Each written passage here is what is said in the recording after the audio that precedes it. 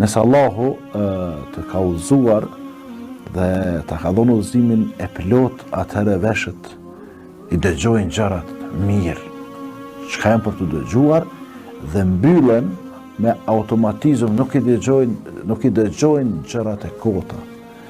Nëse Allahu të ka udhëzuar mirë, ajo zemër që është atje brenda, që është një gjymtyr nga miqi, edhe që kryen një funksion teje të rëndësishëm në trupin apo në organizmin e njeriut, ato tik-taket, krejt që i ka tik-tak, sikur ora kështu, krejt i ka në koordinim me çka? Me dëshirat. Me dëshirat Allahu te bareke ve taala. Ajo ndrysh atje nuk rra, vetëm çka është mirë. Ajo nuk prodhon diçka tjetër, sa ajo është e shëndosh, nuk prodhon diçka tjetër, vetëm ajo që është mirë për pronarin asaj zemre. Nëse Allahu të udhëzon mirë, edhe udhëzimi është ashtu siç don Allahu, këto dy dur që janë të vogla e bojnë shumë punë të mira, mund bëjnë edhe të këqija, po tashmë nuk punojnë për keq. Nuk punojnë për keq. Këto çka janë duke kryer punë që e kënaqin Allahun. Këto janë në adhurim, këto janë që shpenzojnë, këto janë që ndihmojnë, këto që janë që ndërtojnë, këto janë që promovojnë punë të mira. Nëse Allahu të ka udhëzuar me udhëzim të plot, me udhëzim ashtu qysh duhet, atëherë edhe këmbë nuk haproj, nuk e qesin një hap apo dy apo tre, vetëm se në atë rrugë apo në atë drejtim ku është i kënaqur Allahu te bareke ve taala. Andaj nëse njeriu e ka shiju këtë ëmbëlsinë e imanit, besimit edhe të islamit, pa marrë parasysh sfidave, pengesave që i ka në jetë, herët avon ai do të arrijë atë kulminacionin e lumturisë shpirtërore, jo trupore, se na për me na shikon në trup, e me na shikon në veshje, e me na shikon në shtëpi apo në banesa, apo në kerre, apo në ushqime, apo në pije, apo në gjëra të tjera. Na i kemi të gjitha ato kriteret të plotësuar për me qenë të lumtur. Mirë po kjo është lumturi e jashtme. Ajo që ne e synojmë, ajo që e synojmë Islami është lumturia e brendshme. E dini sa prej besimtarëve, sa prej neve nështë në pamjen e jashtme dukemi të lumtur, por brenda zemra shpirti është duke vujtur.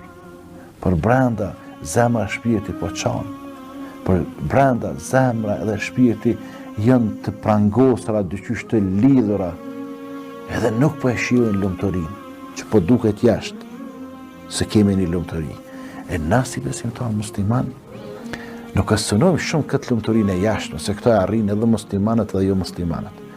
Po e synojmë atë lumturinë e brendshme, atë lumturinë shpirtërore, që ti ndoshta i kije që me thonë dyja si copëza apo flegrat bukës, me pak djath apo me ujë, amo ti i ngopën, ti e lumtur që apo hanë, tjetëri e ka ndoshta qingjin aty, të servum, e të fërgum, e me melmesa, e me pemë, e me perime, nuk e shia.